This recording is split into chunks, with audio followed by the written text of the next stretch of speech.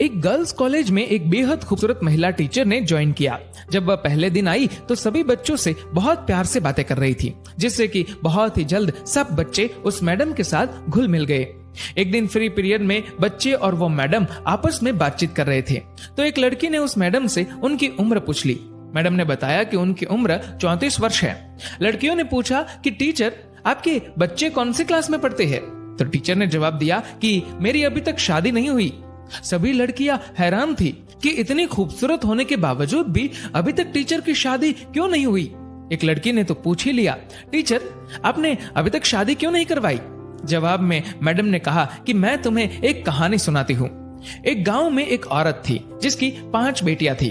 उसका पति बहुत परेशान था क्योंकि वो बेटा चाहता था।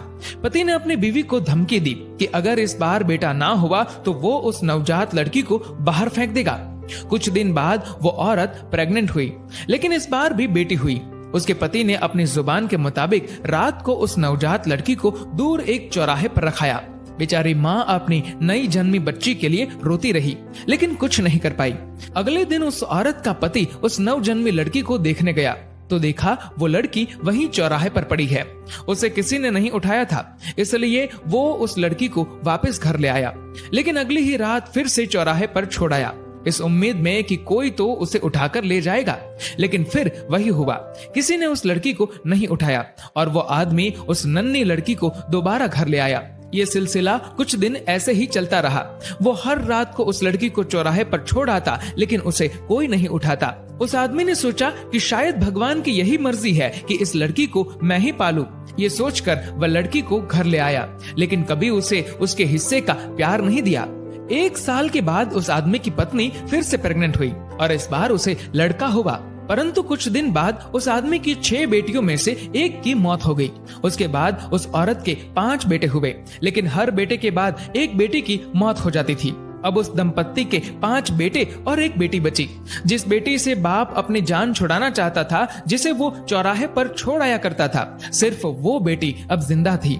सब बच्चे बड़े हो गए और माँ की भी मृत्यु हो गई। उस आदमी के सब बेटे पढ़ने लिखने के बाद पिता को छोड़ दूर शहर में बस गए और अब कभी कभार ही मिलने आते हैं। वो आदमी अब बूढ़ा हो चुका है और अपनी देखभाल भी खुद नहीं कर सकता। फिर टीचर ने कहा कि तुम लोग जानते हो जिस लड़की को वो बाप चौराहे पर छोड़ आया था वो कौन है? सब बच्चे चुपचाप टीचर की ओर देख रहे थे। तभी टीचर बोली, वो बेटी मैं हूँ। मेरे पिता अब इतने बूढ़े हो चुके हैं कि ठीक से खाना भी नहीं खा सकते। मुझे उनकी देखभाल करनी पड़ती है और इसीलिए मैंने अभी तक शादी नहीं करवाई। मेरे पिता बहुत शर्मिंदा है और अक्सर मुझसे अपनी उस गलती के लिए माफी मांगते रहते हैं। मैं सब कुछ भूल गई हूँ। आखिर है तो वो मेरे पिता ना। ये सुनकर सभी लड़कियों की आंखें नम थी और उन्होंने मैडम की बहादुरी की बहुत प्रशंसा की। दोस्तों, बेटियां माँ बाप के लिए अनमोल होती है। माँ बाप का दर्द समझती है बेटियां, घर को रोशन करती है बेटियां। रुलाते हैं जब बेटे तब हंसाती है बेटियां, जब दर्द देते हैं बेटे तब मरहम लगाती है बेटियां, छोड़ जाते हैं जब बेटे तब संभालती है बेटियां।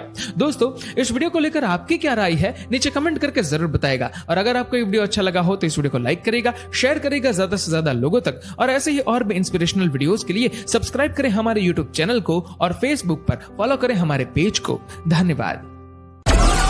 डाउनलोड मौज।